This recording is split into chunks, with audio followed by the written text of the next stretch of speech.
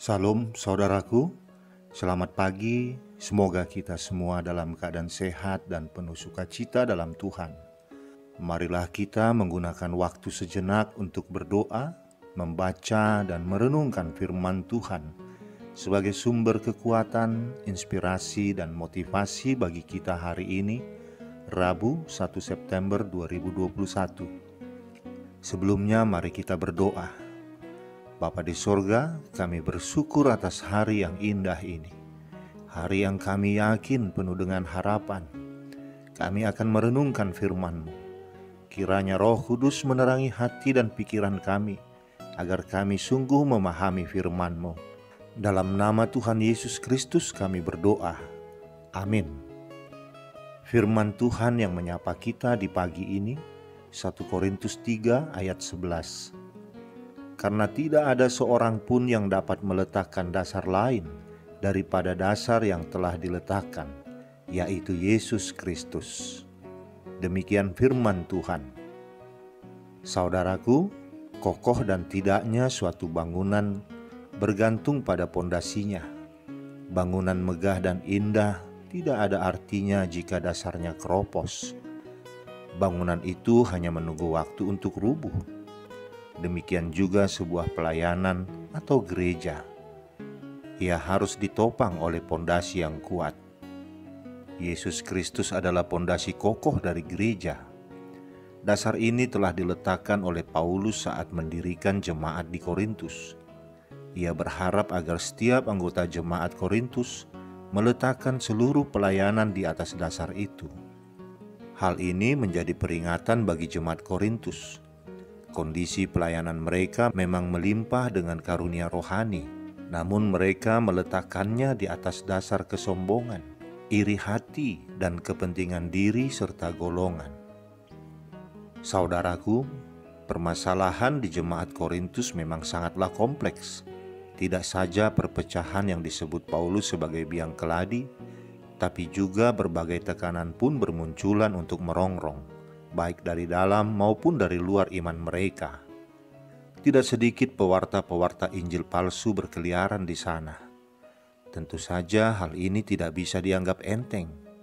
Pasalnya, beberapa penginjil palsu itu hendak menggantikan dasar yang teguh, yaitu Tuhan Yesus Kristus dengan dasar yang lain. Kondisi ini sangat jelas tergambar dalam surat Paulus pada pasal ini.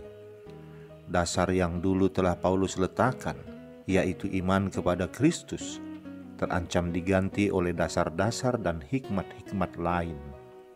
Jika di ayat-ayat sebelumnya, Paulus meminjam beberapa istilah dari dunia pertanian dengan mengidentifikasikan diri dan rekannya sebagai penanam dan penyiram, kini Paulus menggunakan istilah dari dunia pertukangan sebagai ilustrasi untuk menghadapi para penyesat itu. Ia menyatakan diri sebagai ahli bangunan yang cakap untuk menunjukkan keseriusan, kematangan, dan keberhikmatan sebagai seorang pelayan Tuhan yang telah meletakkan dasar penting, yaitu Yesus Kristus. Bagi Paulus, satu-satunya dasar iman Kristen, dasar jemaat atau dasar gereja adalah Kristus sendiri. Bukan suatu sistem hikmat manusia yang melahirkan aturan-aturan gereja, dan bukan juga Injil yang dimodifikasi agar sesuai dengan penalaran atau logika. Hanya Kristus dasarnya. Jika orang hendak membangun, maka silahkan saja meneruskan membangun di atasnya, tanpa menggeser atau menggantikan pondasi yang telah ditanamkan. Tentang proses pembangunan di atas dasar tersebut, kelak di hari yang tepat akan dinilai oleh Allah sendiri. Tetapi apapun dan bagaimanapun itu, di hari akhir nanti, Allah akan menunjukkan kemurnian dari setiap karya pelayanan yang dikerjakan. Allah akan menguji sejauh apa nilai kekuatan bahan-bahan yang digunakan, termasuk menguji motif-motif yang tersembunyi dari mereka yang telah menjadi pelayan-pelayan Allah. Dengan apa mengujinya? Ya, dengan api. Jika pekerjaan yang dibangun seseorang tahan uji, maka ia akan mendapat upah. Saudaraku, bagaimana dengan rumah rohani saudara? Apakah kita telah menjadikan Tuhan Yesus Kristus sebagai dasar dan pondasinya? Kalau dasar atau pondasi rumah itu sudah benar, sekarang tinggal bagaimana membangun di atasnya. Marilah kita membangun rumah rohani kita dengan emas, perak, dan batu permata yang merupakan lambang kemurnian dan kualitas yang tahan uji. Bukan membangunnya dengan kayu, rumput kering, atau jerami yang merupakan gambaran tentang perkara-perkara duniawi dan kedagingan. Jika pelayanan dan hidup kita ada di atas dasar Yesus Kristus, kita akan mengalami pertumbuhan, bukan hanya dalam pelayanan, tetapi karakter kita pun menjadi semakin dewasa. Pelayanan dan karakter yang dibangun di atas Kristus akan menjadi berkat bagi orang lain. Ia akan membuahkan sukacita dan pengharapan baru bagi banyak orang. Ini tentu akan mendatangkan kemuliaan bagi nama Tuhan. Oleh karena itu, kita harus meletakkan segala karunia dan pelayanan di atas Yesus Kristus. Cara ini akan menyatakan kemuliaan Tuhan. Kita pun akhirnya terhindar dari ego dan ambisi pribadi. Amin. Kita berdoa. Bapa di surga, tolonglah kami mengarahkan segala pelayanan kami kepada Yesus Kristus sebagai pondasi, bukan kepada aturan-aturan, hukum-hukum yang kami ciptakan sendiri. Sebab seringkali kami menonjolkan peraturan dan hukum gereja kami untuk mengambil suatu keputusan dalam pelayanan. Kami mengabaikan teladan Yesus Kristus.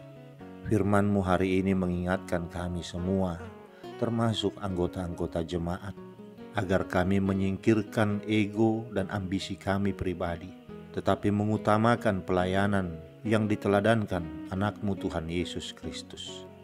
Biarlah dalam tutur kata perbuatan kami mencerminkan pelayanan gembala yang baik, seperti yang telah dicontohkan anak-Mu Tuhan Yesus Kristus, yang melayani dengan tulus, bukan untuk dilayani. Bapa di surga, jauhkan kami dari segala perselisihan, pertengkaran di dalam persekutuan gereja kami, agar gereja-Mu selalu bersatu di dalam iman dan tidak mudah diombang-ambingkan oleh pengajaran-pengajaran palsu, agar gereja-Mu selalu bergandengan tangan menyelesaikan setiap persoalan di dalam kerendahan hati dan penuh kasih. Berkatilah hamba-hamba-Mu yang memberikan waktu, tenaga, pikiran, bahkan materi mereka dalam pelayanan di gereja-Mu. Berkati juga setiap jemaat-Mu yang telah memberikan perhatian bagi pengembangan pelayanan di gereja. Jadikan hidup mereka semua penuh dalam sukacita. Dengarkanlah doa kami ini. Dalam nama Tuhan Yesus Kristus kami berdoa. Amin. Selamat beraktivitas saudaraku.